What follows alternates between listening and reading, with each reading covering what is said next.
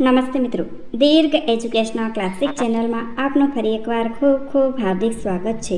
મિત્રો, આજે આપણે શ્રી ઝવેરચંદ મેઘાણીની સરસ મજાની વાર્તા જોઈશું.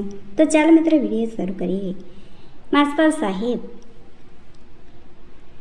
માસ્તર સાહેબ કાબળ ચિત્રું પાટલુન પહેરતા અને તે ઉપર સફેદ રંગનો કોટ ચડાવતા. પાટલુનના 5 પૈકી 2 બટન તો એમના વર્ગના રજડુ નિશાળિયાઓની પેઠે ઘણું ખરું ગેરહાજર જ રહેતા અને કોટના બટનની હારમાં કચ કડાની, સૂતરની તથા ટીનની એવી 3 પ્રકારની ભાત પડતી. મોજાને સસ્પેન્ડરના અભાવે પગની ઘૂંટી સુધી ઉતારીને પડતા રહેવાનું ગમતું એક ગલગટો 3 ઋતુઓમાં માસ્તર સાહેબના શરીરથી પ્રિય ગળાનો સંગાથી હતો. હાથે હજામત કરતાં આવડતું ન હોવાથી અને હજામતોને માસ્તર સાહેબની હાડકાં નીકળી પડેલી દાઢી બોડવી ગમતી ન હોવાથી અઠવાડિયામાં 2-3 દિવસ માસ્તર સાહેબ અર્ધ ઋષિ અથવા અર્ધ ઇસ્લામી દેખાતા. હાઈસ્કૂલમાં એ વિજ્ઞાન શીખવતા કેમિસ્ટ્રી એમનો ખાસ વિષય હતો. કેમ છો માસ્તર? શિયાળાને એક કહો કે આધ્યાત્મિકતાની દ્રષ્ટિએ વ્યવહારિકતાની બાજુમાં તો ઘણી શંકાઓ ઉઠાવી, પણ ઠીક છે, જોઈશું. એ તો ક્યાં ઉતાવળ છે? હાઈસ્કૂલના તરવરિયા માલિકે એટલું કહીને આંખો પરથી રોલ્ડ ગોલ્ડના ચશ્મા ઉતારી રેશમી રૂમાલે લૂછવા માંડ્યા. નિશાનો ઘંટ થયો તક્ષણે જ માસ્તર સાહેબે જે સાહેબ કહી ક્લાસ તરફ ચાલવા માંડ્યું. અરે માસ્તર, માલિકને કશુંક યાદ આવ્યું. જી માસ્તર, પાછા ફર્યા. તમે ફિફત બીનો ક્લાસ ભણાવો છો કે? જી હા. માસ્તરને કશીક નવી વધાઈની આશા આવી. કાલે સાંજે તમારા ક્લાસની બત્તીની સ્વિચ બંધ કર્યા વગર જ તમે ચાલ્યા ગયા હતા. બત્તી આખી રાત બળતી રહેલી. માસ્તર સાહેબ ખર્શિયાણા પડી ગયા, હાથમાં હાથ જોડવા લાગ્યા. એના મોં ઉપર એક ગંભીર ભૂલ થઈ ગયાની શરમ છવારાઈ. માલિકની આંખોમાં ને વાણીમાં કકડાઈ તપી. આ તમારી ચોથી વારની બેપરવાઈ થઈ. આ વખતની નુકસાનીના 8 આના તમારા આ મહિનાના પગારમાંથી કાપવામાં આવશે ને હવે જો કસૂર થશે તો તમારી રેકોર્ડ બુકમાં ખરાબ રીમાર્ક લખાશે. વારું સાહેબ, દરગુજર ચાહું છું. આટલી ગંભીર કસૂર 8 આનાથી પતી ગઈ માની રેકોર્ડ બુકની કામગીરી પર છાંટો ન પડવાથી અગ્નિની આરપાર નીકળી ચૂકેલ એક સતી સ્ત્રીની માફક માસ્તર સાહેબ પોતાના ક્લાસમાં પહોંચી ગયા. હાઈસ્કૂલનું મકાન અસલી બાંધાણીનું હતું. મૂળ તો એ પ્રોપાઇટરના દાદાના જાહો જલાલીના કાળમાં કુટુંબને રહેવાની હવેલી હતી. એટલે અમુક ઓટાઓ કે જે અસલ સ્ત્રીઓના આવાસના હતા તેમાં અજવાળું પ્રવેશ કરી શકતું નહોતું. 60 વર્ષ પૂર્વેના આ પરલોકગત દાદીમાના ભર યુવાન સતીત્વની બાકી રહેલી પ્રતિભાથી હજુ પણ જાણે સૂર્ય ત્યાં પેસતા ગભરાતો હતો. આવું મકાન કારખાનાના પઠાણ ચોકીદારો તેમજ શિકારી કૂતરાઓ પોતાના સારી રાતના ખોખારાથી તથા ડાવ અવાજથી અમને ચોરડાકોના ત્રાસમાંથી બચાવે છે. શહેરની આવી અનેક દિશાઓની એક સંપીને પ્રભાતે માસ્તર સાહેબ ધોરણ ફિફત બીનો ખંડ ઠંડસવાળા અજવાસવાળી સૂકતો ને મકાનની પ્રાચીન કામગીરીની આસપાસ એ ધીરું અજવાળું એક અદ્ભુત તરંગી વાતાવરણ પાથરતું. માસ્તર સાહેબની ઝાંખી પડતી જતી આંખોને આ અજવાળું અનુકૂળ લાગતું કે પછી એ અજવાળાએ જ માસ્તર સાહેબની આંખોની જ્યોત ક્રમે ઠંડી પાતળી પાડી હતી તે કહેવું કઠિન હતું. ઉપરાંત ચશ્માનો નંબર ચડે છે કે ઉતરે છે એ નક્કી કરવાની માથાફોડમાં માસ્તર સાહેબ નહોતા ઉતરતા. એ કરતા તો ચશ્મા પોતાના નાકની દાંડી ઉપર નીચા કરી લઈ કોઈ એક ગવૈયો સારંગીના પડદાની જેમ બંધ બેસતા કરી તેવી અદાથી માસ્તર સાહેબ પણ છેલ્લા 6 વર્ષથી એનાને એ ચશ્માને ચલાવ્યા કરતા. જ્યારે વાંચવા લખવામાં અડચણ નડતી ત્યારે એ પોતાની આંખોનો જ દોષ ગણી લેતા ઓરડાનો કે ચશ્માનો નહીં, અને સાંજના વખતમાં વીજળીની બત્તી ચેતવતા. ક્લાસમાં માસ્તર સાહેબના આવવા સાથે જ 13 વર્ષના 50 છોકરાઓનું સમૂહ ગઢડા પાટું બંધ કરીને ગુપ્ત ઠોસાબાજીમાં સરી પડ્યો, અને બંધ થયેલી જીભોનું જોર બાકડા નીચે ઉતરી જઈ પગની મસ્તીમાં ભરાયું. સૌ ડાયા ડમરા બની બેસી ગયા. ઊંચી વ્યાસપીઠ પર ચડીને માસ્તર સાહેબે ટેબલ પર ચોપડીઓનો ખડકલો મૂક્યો. ટોપી ઉતારીને એમના રૂમાલે આંખો, નાક, મોં તથા ચશ્મા લૂછ્યા, અને ગામડાનો પશુપાલક માલિક જેમ ઘેર આવીને તુરત જ કારણ હોવા ન હોવા છતાં ગમણમાં કે કોડમાં આંટો મારી આવે એવી મમતાથી માસ્તર સાહેબે મોટા બ્લેકબોર્ડ પર જઈ નજર કરી. છોકરાઓમાં ખીખિયાળા ચાલ્યા. માસ્તર સાહેબે ચશ્મા જરા દૂર રાખીને નિહાળ્યું. કોઈએ ગધેડું ચિતર્યો હતો. શરીર આઈડીના જેવો તોર મોં પર ધારણ કર્યો, પણ હાલ તુરત પોતે એ વાતને જાણી બૂજીને દબાવી રાખવા ઈચ્છે છે એવું બતાવીને એમણે વર્ગનું કાર્ય ચાલુ કર્યું. વિદ્યાર્થીઓ, આજે તો આપણે કેમેસ્ટ્રી બંધ રાખશું. તેને બદલે આ દિવાલો ઉપર જે નીતિસૂત્ર લખ્યા છે તેનો વિચાર કરીએ. એમ કહીને માસ્તર સાહેબે પોતાની નેતનની સોટી ઉપાડી સોટીને હાથમાં લેતી વખતે પોતે સમશેર વીંઝાતા ઘોડેસવાર શિવાજીના ચિત્રમાં જે ગૌરવ રહેલું છે તે ગૌરવનો અનુભવ કરતા હતા. સોટાના છેડા વડતી ક્લાસની ભીતો ઉપર લટકતી તકતીઓ એમણે બતાવવા માંડી. શાળાના ધર્મપ્રેમી પ્રોપાયેટરે દરેક વર્ગમાં આ સૂત્ર શણગાર કરેલો હતો. સત્યમેવ જયતે. વિદ્યાર્થીઓ, સંસારમાં પ્રવેશ કરો ત્યારે આ સૂત્ર વિસરશો નહીં. શું લખ્યું છે? સત્યમેવ જયતે. આખો વર્ગ ગાજી ઉઠ્યો. શાબાશ! એનો શો અર્થ. માસ્તર સાહેબની સોટી એક પછી એક વિદ્યાર્થી તરફ તાકવા માંડી. એટલામાં મિયાઓ એવો એક બિલ્લી સ્વર ઉઠ્યો. માસ્તર સાહેબ ચમક્યા. વિદ્યાર્થીઓ હસવા લાગ્યા. પાછલી બેન્ચ પરનો ગરવો છોકરો હજુ પણ એવો ને એવો સૌમ્ય બની બેસી રહ્યો હતો. વેલ. માસ્તર સાહેબે આગળ ચલાવ્યું. ભાઈઓ, જગતમાં સત્ય સદા જીતે છે. કોણ જીતે છે? કોણ? સત્ય. સામટો અવાજ થયો. નહીં ચાલાકી. એક અવાજ જુદો પડ્યો. એકલી ચાલાકી ન જીતે, કદી ન જીતે. માસ્તર સાહેબે એ પરિચિત અવાજ કરનારને જવાબ દીધો. છેલ્લી બેન્ચ પરનો ડાયો ડમરો બેઠેલો એ છોકરો હતો. મિયાવ. પુનઃ કોઈએ બિલ્લી બોલાવી. ક્લાસ સ્તબ્ધ બન્યો. સૌએ પછવાડે જોયું. His on. કોણ? શું? કહો તો કોઈ કોણ? કોન્સ્ટિપેશન સાહેબ. એ છેલ્લી બેન્ચના છોકરાએ જવાબ દીધો. કોન્સ્ટિપેશન એટલે બદહજમી. આખો ક્લાસ હસી પડ્યો. માસ્તર સાહેબ બાપડા હાસ્ય અને રોષની વચ્ચે લટકી પડ્યા. છ જૂઠું. બીજાઓ પ્રત્યે નેતર ચીંધી. મેં કેટલી વાર ગોખાવ્યું તો પણ ભૂલી ગયા. કહો જો કોણ? કોન્સેન્સિયસ. સામટો ઘોષ ઉઠ્યો.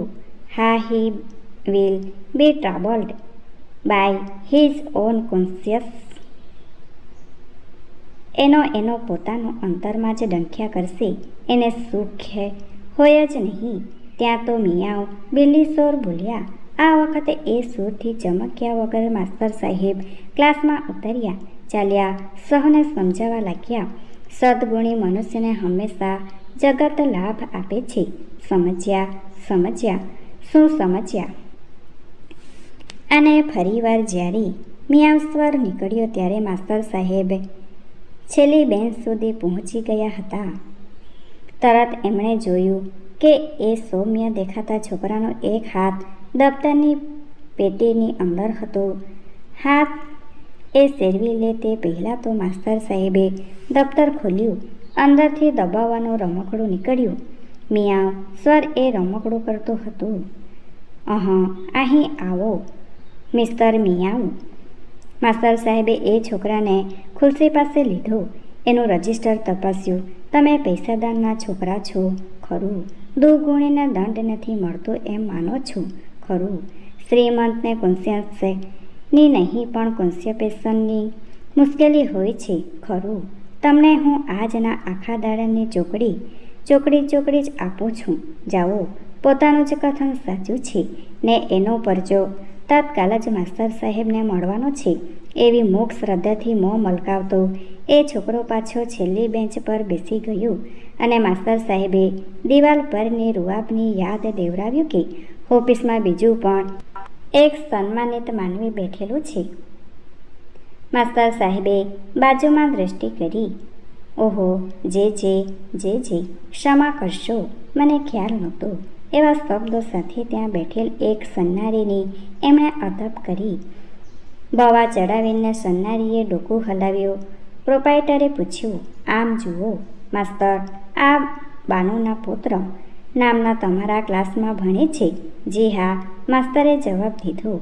એ વિદ્યાર્થીના પરાક્રમનું સ્મરણ હજુ તાજું જ હતું. ટાંકણી હજુ ખટકતી મટી નહોતી. આ એનું અભ્યાસપત્રક, તમે જ એમાં માર્ક પૂરો છો? જી હા. બધા જ વિષયમાં શું એને શૂન્ય મળેલ છે? જી હા, પણ કાંઈ નહીં માસ્તર, સીધો જવાબ આપો. જેના લોહીમાં 3 પેઢીની ખાનદાની વહે છે તે છોકરાની અક્કલ શું એટલી બધી બુઠ્ઠી છે કે હંમેશા શૂન્ય માર્ક ને જાણી બૂજીને એનું અપમાન કરવા માટે હરરોજ એની બેઠક છેલ્લી બેન્ચ પર રખાવે છે? બાનુએ ઉમેર્યું. માસ્તર સાહેબનું મોં પ્રોપાઇટર અને સન્નારી બેવની વચ્ચે ચાવી દીધેલ કૂતરાની પેઠે ફરવા લાગ્યું. મારો છોકરો 3 દિવસથી આખી રાત રડે છે, ઊંઘમાં ઝબકી જાય છે. સન્નારી રડવા જેવા થઈ ગયા.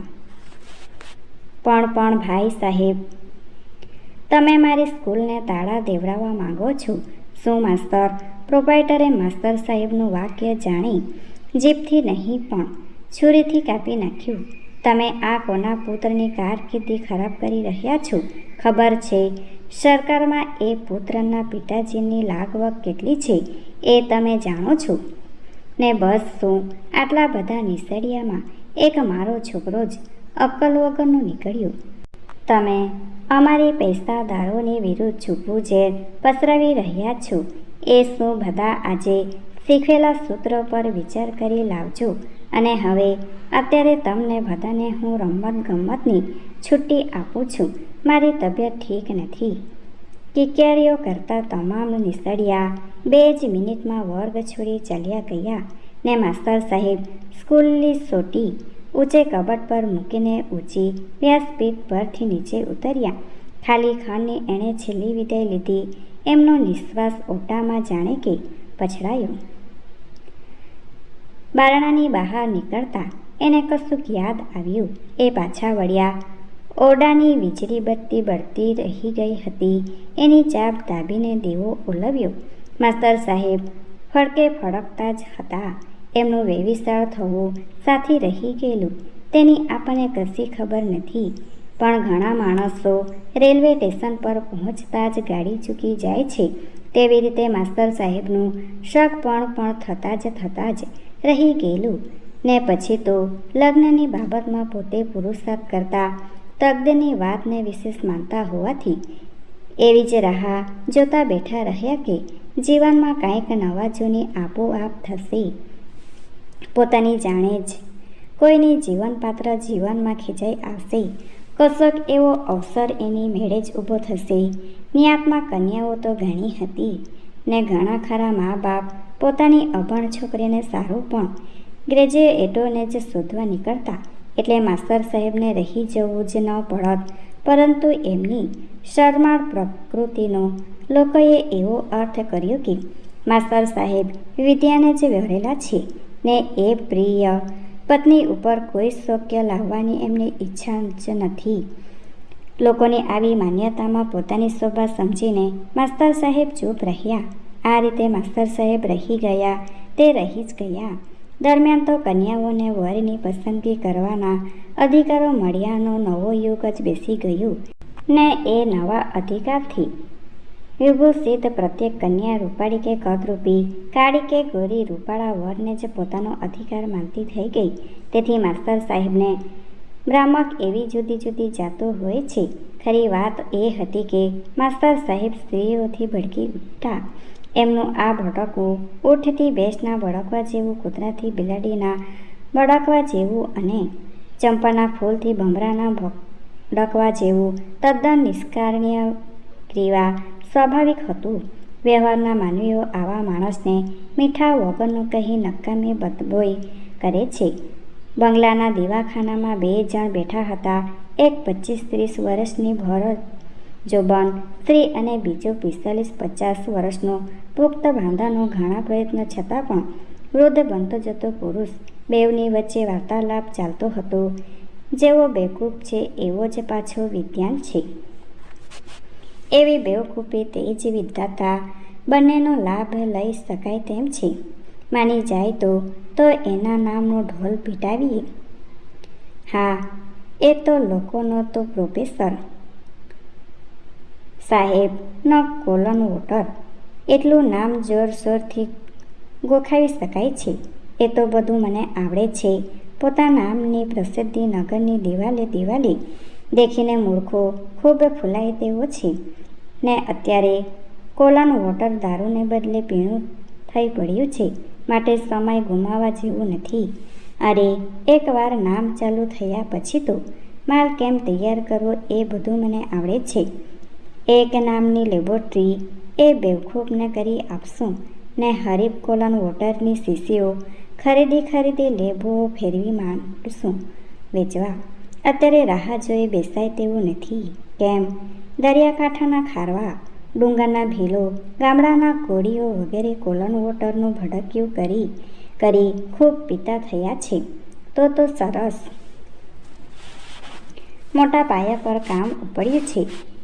1-2 મુખ્ય સરકારી અમલદારો પણ સામેલ બને છે. ઘણી સગવડો મળશે. તમે તો ન કરે તો પછી તમારી કદર કરનારો પ્રજાવર્ગ પડ્યો છે કે નહીં? પરંતુ એ વાત પર આવતા પહેલાં હું તમારી ક્ષમા માગું છું. તમને ખબર નહીં હોય કદાચ કે મારા જ છોકરાને ખાતર બરતરફ થવું પડ્યું છે. પણ હું શું કરું પ્રોફેસર? મારા પત્નીની હઠીલાઈ પાસે મારું કશું ચાલ્યું નહીં. કાંઈ નહીં સાહેબ. માસ્તર સાહેબને ઉલટાની લજ્જા આવી. મારી દાનત સાફ હશે તો ઈશ્વર મને ભૂખ્યો નહીં સુવાડે. હવે શું કરવા માગો છો? ટ્યુશનો આપીશ. બીજું તો શું કરું? કેટલુંક મળશે? મહિને 500 તો મળી જ રહેશે ને સાહેબ? સાંભળો પ્રોફેસર સાહેબ, તમને હું 500ની નિમણૂક અત્યારે જ લખી આપું તો વાર્ષિક ના માસિક છો તૈયાર? સાહેબ માસ્તર ઊભા થઈ ગયા. આપ મને ધર્માંધા કરવા માંગો છો? હું લાંદણો ખેંચીશ પણ હરામના પૈસા નહીં સ્વીકારું. સ્મશાન મને પણ વહાલું છે સાહેબ. સાંભળો પ્રોફેસર, હું તમને સખાવત કરવા નથી માગતો. તમારા રૂપિયા 500ની સામે મારે પણ સારી કમાણી થાય તેમ છે. મારી કોલન વોટરની ફેક્ટરી પર તમારી નિમણૂક કરવા માગું છું. તમે છોકરા ભણાવીને શું ઉકાળશો? પ્રેક્ટિકલ કામ કરી વિદ્યાને દેશની સમૃદ્ધિ માટે વાપરો. પ્રોફેસર, તમે તમારી કિંમત ન સમજી શકો પણ અમે વેપારીઓ સમજીએ છીએ. આખી યોજના સ્ફોટ થઈ ગયું. માસ્તર સાહેબ એક કહેવાતી રસશાળાના અધિષ્ઠતા બન્યા. નિમણૂકનો પત્ર ત્યાં ને ત્યાં લખી આપવામાં આવ્યો ને પ્રોફેસર સાહેબ ધનપતિએ ઉમેર્યું, રસશાળાના કાર્યમાં આ બહેન તમારા મદદનીશ રહેશે. એ પણ સાયન્સના ગ્રેજ્યુએટ છે. ઓહો, બહુ સારું. ઘણી સરસ વાત. હર્ષ પામતા માસ્તર સાહેબ એ દેતા એ કોઈ દુર્લભ દમ લઈને પોતાનો આસો પાય ટટ્ટર બનાવતા અજોડ ઇલમી રસાયણના જાણભેદુ પ્રકૃતિના પરમ તત્વને અટકનાર અદ્વિતીય જ્ઞાની પ્રોફેસર ઈશ્વરથી બીજો દરજ્જો જગતમાં સર્વવ્યાપક બની એ ઊભા હતા. 12 મહિના પૂર્વના એક અંધારી હાઈસ્કૂલના ફિફ્થ બી ક્લાસના સૂત્રો ગોખતા માસ્તર સાહેબને આવા એક તારણહારની કક્ષાએ મૂકનારી એ જાહેર ખબરો હતી. વિશ્વના સત્યના અવિચલ ગણાઈ ગયેલા નિયમોને ઉથલાવી શૂન્યતામાંથી મેરુ સર્જનાર, એ દિવસમાંથી રાત્રે ઊભી કરનાર એક નવી જનશક્તિ જાગી ઉઠી છે. આ લોકમાં ને તે છે પ્રસિદ્ધિ. જગતનો નિયતા પણ એની કને પરાજિત બની ઊભો છે. ધરતી પર રોજ રોજ કાંઈક દટ્ટણ પટ્ટણ કરતી, કંપતો જગાવતી, લીલાઓ રમતી, ઇન્દ્રજાળો રચતી વિશ્વ મોહિની શક્તિ છે. પ્રસિદ્ધિ સ્થાપવાના યંત્રો છે. એના દળ કટક મુદ્રાકલાના હજારો નાના મોટા નવેસો છે. એ તરકીના ઉસ્તાદો, એ સત્ય છે એનું ગાન. એ વિશ્વ મોહિનીએ આજના જગતને કામરૂ દેશ કરી મૂકેલ છે. પ્રોફેસરને એણે જીવન સાફલ્યનો કેવો મીઠો કેપ કરાવ્યો. હવે તો હંમેશાને માટે હજામત ભૂલી જઈ બીજી તમારા ઈચ્છાઓ આકાંક્ષાઓની પરવા પ્રોફેસર પોતાની રસધારામાં જ તલ્લીન બન્યા. નવા મિશ્રણના પ્રયોગો કરતા એ કાચના નાના મોટા સરંજામને પોતાનું નાનું એવું કુટુંબ કલ્પીને દિવસ રાત વિતાવા લાગ્યા. પ્રસિદ્ધિ એની દાસી બનીને ગલીએ ગલીએ એને લોકોના લાડીલા કરી રહી છે. એ વાતમાં એણે પોતાની પૃથકતા માની. ધનપતિ માલિકો ખુદ એમના નામોને અંધારામાં રાખી મારું એકલાનું જ આવું ભયદાર કીર્તિમંદિર જાણી રહેલ છે. એ વિચારથી પ્રોફેસર લગભગ સદગતિ બની જતા હતા. જાહેર ખબરના ચિત્રમાં એ પતાકડા દેખી એમને તો ખાતરી જ થઈ ગઈ હતી કે સાચે સાચ પોતે અસંખ્ય દુઃખ પીડિત સ્ત્રી પુરુષોને તેમજ બાળકોને આ દવાઓથી નવજીવન બક્ષી રહ્યા છે. આ વેળા એમના હાઈસ્કૂલના આવતી માંગને પૂરી પાડવા માટે આ બધી શીશીઓ જ કારખાનામાં બની રહી છે. તે કારખાનું ક્યાં છે? કેમ કે પોતાને તો ફક્ત રસાયણો બનાવી ફોર્મ્યુલા જે નક્કી કરી દેવાનું કામ સોંપાયું હતું. લોક કલ્યાણની વાતો કરતા ત્રણેય જણા બેઠા હતા. ધનપતિ માલિક, એમના પેલા એક બહેન, અનુમાન પ્રમાણે ભાણેજ કે ભત્રીજી, અને પ્રોફેસર સાહેબ. બેઠકનું સ્થળ હતું શહેરના દૂરભાગનું એક રેસ્ટોરાં. આ સ્થાનમાં ધનપતિ આવે છે એવો ખ્યાલ બહુ ઓછાને જ હતો. ખાસ કરીને એમના પત્નીને તો નહીં જ. ક્યાં બીજા રસાયણો બનાવીએ તો લોક કલ્યાણ વધારે નિપજાવી શકાય એ હતો વાર્તાલાપનો વિષય. ધનપતિનો અભિપ્રાય તો એવો હતો કે પ્રજા જો કાયદેસર દારૂનું પીણું પીવે છે તો પછી એ ખરાબ દારૂને બદલે સારો ઓછો હાનિકારકને જ વળી રસ્તો એવો દારૂ શા માટે ન પૂરો પાડવો? એમાં શું પાપ છે? બહેન તથા પ્રોફેસર હજુ વિરોધ કરતા હતા. એ વિરોધને બંને તેટલું પૂછો પાડવા માટે ધનપતિ ઉપરી સારી વાનગીઓની રકાબીઓ મંગાવી રહ્યા હતા. દુનિયાના વ્યવહાર કુશળ માણસો તરીકે એ જાણતા હતા કે સામાવાળાને શરમાવી પીગળાવી નાખવા માટે ભોજનનો અવસર વધુમાં વધુ અક્ષિત છે ને અન્નની શરમ ઘણીવાર હજારો રૂપિયાની રૂશ્વતો કરતાં વધુ કામ કરી જાય છે. ઓહો! એકાએક ધનપતિ ખડા થઈ ગયા. તમે અહીં સામે ઊભીને મર્મથી મોં હલકાવનાર એ નવા આવેલ સન્નારી ધનપતિના ખુદ પત્ની છતાં ઠીક બેઠો થઈ ગયો. જુઓ, તમને ઓળખાણ કરાવું. આ આપણી રસશાળાના લોકવિખ્યાત પ્રોફેસર સાહેબ ને આ એમના ધર્મપત્ની. વારું બહુ આનંદ થયો બેવને મળીને. એટલું કહી ધનપતિના પત્ની શ્રી પ્રોફેસર સાહેબને એક કરડી નજર વડે માપતા ને પેલી સ્કૂલમાંથી તમને બરતરફ કરનાર જ હું હતી એવું મોંઘું સ્મરણ આપતા. નહીં પ્રોફેસર, હું કોણ છું જાણો છો? તમે શેઠ સાહેબના બહેન, ભાણેજ કે? હું એમની સગી નથી પ્રોફેસર, એમની ઉપપત્ની છું. માસ્તર સાહેબે ઊંચી ટોચે ચડીને પાતળ તળિયું દેખ્યું. એણે શ્વાસ ખેંચ્યો. એ નીચને નરાધમને મને ફસાવી પોતાનો રમકડો બનાવનારને પોતાની પત્ની સમક્ષ મારું સર્વત્ર ઓળખાણ આપવાની હિંમત નહોતી. તેણે મને અપમાનિત કરી. બાયના હોઠ થરથરતા હતા. હું ખરેખર ક્ષમા માગું છું. પ્રોફેસર, ભલા ભોળા મનુષ્ય, તમને હું હવે નહીં છોડું. એ અપમાન હું સારું કરી બતાવીશ. આપ એવું ન બોલો, મને પાપમાં ન નાખો, મને ક્ષમા કરો. માસ્તર સાહેબનું માથું ચક્કર ફરવા લાગ્યું. આ સા દાવ પેચ રમાઈ રહ્યા છે. આ શેઠના જીવનમાં શું પડ્યું છે? હવે આ સ્ત્રીને વેવૃત્તિ મારો શું ઉપયોગ કરશે? ઝડપી વિચાર ચક્ર ફરવા લાગ્યું. બીજે દિવસે અને બીજું એક સત્ય માસ્તર સાહેબની રાહ જોતું દ્વાર ખખડાવતું હતું. રસશાળાને બારણે કારમી બૂમો પડી. ક્યાં છે એ ચોકટો? ક્યાં ગયો એ પાખંડી પ્રોફેસર?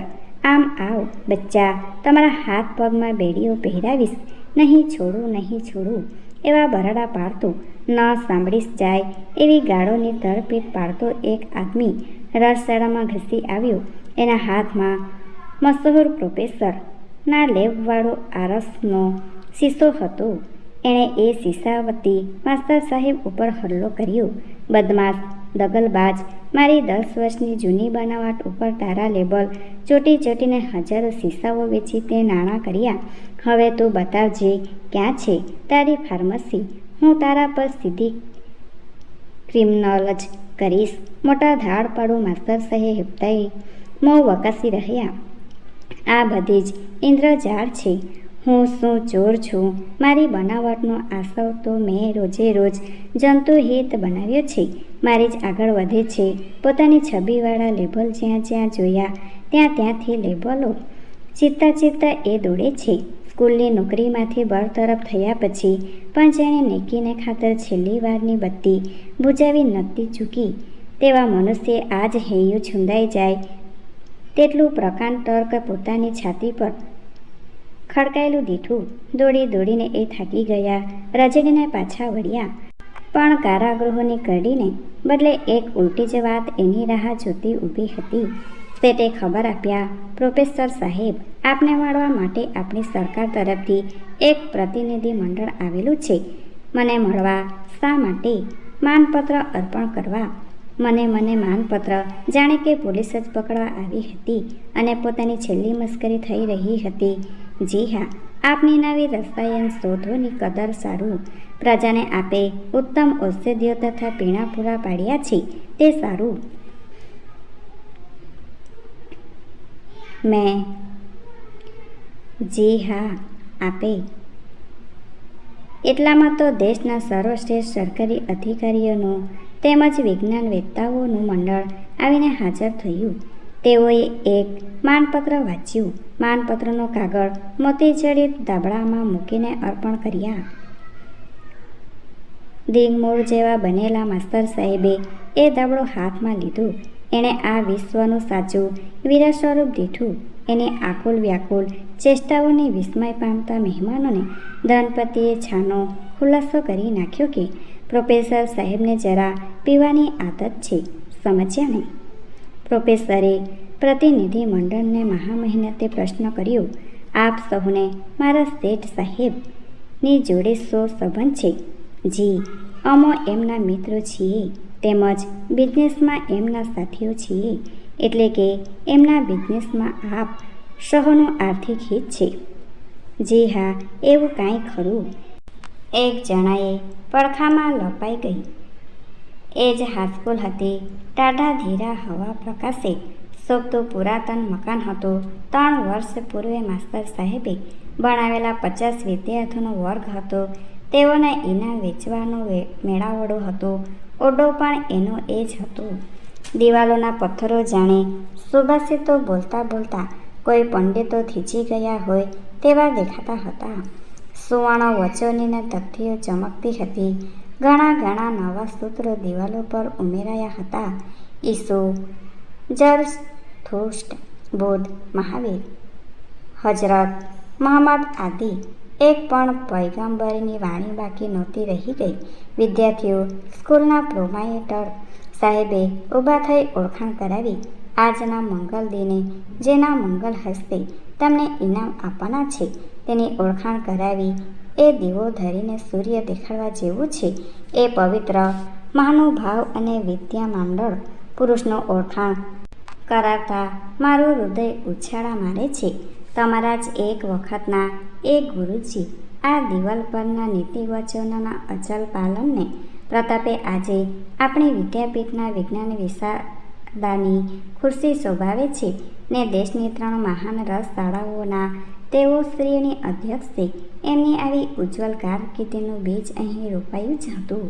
પુત્રના લક્ષણ પારણામાંથી પરખાય એ ન્યાયે તેઓ શ્રીની પ્રતિભા અહીંથી જ ઝલકી રહી હતી. મને એ વાતનો ગર્વ છે કે એમની આ યશસ્વી કારકિર્દી સાથે આપણી શાળાનું નામ સદા જોડાયેલું રહેશે. હું હવે તેઓ શ્રીને ઇનામની વહેંચણી કરવા માટે વિનવું છું. તાળીઓના ગડગડાટ વચ્ચે પ્રોપાઇટર સાહેબ આજના અતિથિના મસ્તક નમાવી બેસી ગયા અને અતિથિ ઊભા થયા. ઊંચા રેશમનો સુંદર વળાંકવાળો ને બંધ બેસતો સૂટ એમણે પહેરેલો હતો. તાજી હજામત અને ખુશ્બોદાર ક્રીમના લેપે એમના મોંને અનેરી ચમક આપી હતી. પગથી માથા પર્વતની ટાપ ટીપમાં કશું જ બનાવટી નહીં પણ જાણે બહુ જ અવાજો ઉઠ્યા. 3 વર્ષ પૂર્વના સાગર ખેલના માસ્તર સાહેબની અદાથી એક છોકરાઓની સામે સોટી ચીંધાણી કહ્યું, તમને મળીને મને ઘણો હર્ષ થાય છે. તમે કદાચ મને નહીં ઓળખી શકો. આપણી ઓળખાણને હંમેશા તાજી રાખનારી મારી ચચ્ચાર દિવાલની વધેલી દાઢી અને મારા કોટના પચરંગી બુટાન ચાલ્યા ગયા છે. હસાહસ થઈ રહી બાકડા ઉપર છોકરાના હાથની થપાટો પડી. પ્રોપાઇટરના ગર્વનો પાર નહોતો. યુનિવર્સિટીનો એક મહાપુરુષ પોતાની હાઈસ્કૂલ ઉપર આટલું વહાલઢોળી રહ્યો હતો. સ્કૂલના બીજા સંચાલકો, ટ્રસ્ટીઓ, સ્નેહીજનો વગેરે પણ અંદર અંદર ઈશારે કહેવા લાગ્યા, સાહેબ અત્યારે ભારી ખીલ્યા છે હું. ને માસ્તર સાહેબે પોતાનું વ્યાખ્યાન આગળ ચલાવ્યું. વાલા વિદ્યાર્થીઓ, તમારા અરે ભૂલ્યો આપણા માનવંતા પ્રોપાઇટર સાહેબે તમને કહ્યું હતું કે હું આટલો મોટો માણસ થઈ ગયો તે મારી અક્કલ, હોશિયારીથી, મારી પ્રામાણિકતાથી ને આ નીતિસૂત્રએ પ્રેરેલા મારા સરળ સદગુણો થકી. હિયર હિયર પ્રોપાઇટરે તાળીઓ પાડી. આખી સભાએ એ શબ્દો તાળીના અવાજે વધાવ્યા. પ્રોપાઇટર તરફ માથું ઝુકાવીને માસ્તર સાહેબ આગળ વધ્યા. પણ વહાલા વિદ્યાર્થીઓ, એ વાત હળહળતી જૂઠી છે. સાગો પાગ જૂઠી છે, જૂઠી છે. સહુ ચમક્યા. માસ્તર સાહેબે આગળ ચલાવ્યું. હું મોટો માણસ બન્યો તે તો કુટિલતા, દહમ, કાવા દાવા અને નરી દુષ્ટતાને જ મદદ વળી. મારા આ ઉપલકિયા ચકચકાટની નીચે એક અધમ સ્વાર્થબાજીની બદબો છુપાય છે ને જગતમાં ઘણું ખરું ને એમ જ ચાલે છે. શ્રોતાઓ એકબીજાની સામે જોવા લાગ્યા. પ્રોપાઇટરે માસ્તર સાહેબના કાનમાં જેને કારણે પોતાને રજા મળેલી. માસ્તર સાહેબને સમજ પડી ગઈ. ઓહો, તમે ઇતિહાસમાં પહેલે નંબરે આવ્યા. શાબાશ શાબાશ. ચંદ્રક પહેરવા માટે આતુરતાભેર વિદ્યાર્થી આગળ વધ્યો. માસ્તર સાહેબે કહ્યું, સબૂર સબૂર કહો જોઉં, મારા ઇતિહાસ નવેસનાનો દોષ પાણીપતના પહેલા યુદ્ધ વિશે તમે શું જાણો છો? પાણીપતનું પહેલું યુદ્ધ? હા, પાણીપતનું પહેલું યુદ્ધ. પાણીપતનું પહેલું યુદ્ધ. વિદ્યાર્થીનો કડકડાટ કરતો અવાજ અટક્યો. સૂર નીચે ઉતાર્યા. પાણીપતનું પહેલું યુદ્ધ. વિદ્યાર્થીએ માથું ખંજવાળતો ઊભો રહ્યો. ફિકર નહીં, ફિકર નહીં. મારા ઇતિહાસ નવેસનાના દોષ. માસ્તર સાહેબે પ્રેમ ભરપૂર શબ્દ ઉચ્ચાર્યા. કાંઈ નહીં, કહે જોઉં, પાણીપતના બીજા યુદ્ધ વિશે તું શું જાણે છે? પાણીપતનું બીજું યુદ્ધ. છોકરાના મોંમાંથી ટકાર સ્વર નીકળ્યો ને એટલેથી જ ભાંગી ગયો. પાણીપતના પહેલા યુદ્ધ પછી પાણીપતનું બીજું યુદ્ધ થયું ને તે યુદ્ધમાં છોકરાનો હાથ માથાના વાળ પર ગયો. સભાજનોના મોઢા લેવાઈ ગયા. માસ્તર સાહેબે સહુના ચહેરા ઉપર નજર ફેરવી. એ નજર જાણે કે છુરી બનીને સહુના કાન કાપતી હતી. શ્રોતાઓમાંથી કાંઈક એક મનુષ્ય છુપેશ્વરી છોકરાને પાણીપતના બીજા યુદ્ધ વિશે કાંઈક યાદ લેવા મહેનત કરતું હતું. માસ્તર સાહેબની નજર તે તરફ ગઈ. ઓળખ્યા સુવર્ણચંદ્ર પાટ હસ્તાતુર બની બેઠેલા એ છોકરાના માતૃશ્રી, જેણે માસ્તર સાહેબને રૂખસદ અપાવી હતી. પોતાના શેઠાણીજી, જેણે પેલી રેસ્ટોરન્ટમાં વખતસર હાજર થઈ શેઠજીની ઉપપત્નીને પ્રોફેસરના પત્ની થવાના સંજોગો ઊભા કર્યા હતા. માસ્તર સાહેબે શેઠાણીજી પ્રત્યે એક માર્મિક નજર ફેંકીને પછી પેલા બાળકને ત્રીજી વાર પૂછ્યું, હા, ફિકર નહીં, કશી ફિકર નહીં. કહે જો, મારા નાના દોસ્ત, પાણીપતની ત્રીજી લડાઈ વિશે તું શું જાણે છે અને ચંદ્રક કોને અપાય છે તે પણ તમે જોઈ લીધું. આ સુવર્ણ ચંદ્રકનું ઇનામ હું તમારામાંથી કોઈને એકને સી રીતે આપું? હું તો એ તમારા આખા વર્ગને અર્પણ કરું છું ને તમને કહેતો જાઉં છું કે આ દિવાલ પર લટકતા જે સુવર્ણસૂત્ર મેં તમને ખૂબ ગોખાડ્યા છે તેને વિસરી જજો. સંસારમાં પડો ત્યારે યાદ રાખજો કે ગુણઃ પૂજાષ્ટાનઃ નહીં પણ સર્વગુણઃ કાન્વમાર્સાયન્તે. ઓમ. યાદ રાખજો કે સત્યનો સદા જય થાય છે તે વાત જૂઠી છે. પછી ઉશ્કેરાટ સમાવી દઈ એણે ભદ્ર કંઠે અને વહાલાતુર વંદને ઉમેર્યું, પરંતુ મારા બાળકો, જગતમાં પ્રવર્તી રહેલા આ ધોરધંભ તથા અન્યની વચ્ચે એક નાનો એવો પ્રસંગ વિસરતા નહીં કે જે એક પ્રસંગે કાંઈ નહીં તો જીવનમાં એક જ વાર એક પંતુજીને હાથે એક નાના વર્ગની અંદર તમને તમારા સાથનો શુભ ન્યાય મળ્યો છે. આટલું કહીને હું તમારી રજા લઉં છું. માસ્તર સાહેબ ઊભા થયા. સંધ્યાકાળના એ ઝાંખા પ્રકાશમાં બારણા પાસે ગયા. વીજળી બત્તીનું બટન દબાવ્યું. બત્તી બુઝાવી. Thanks for watching. Please subscribe my channel. Thank you.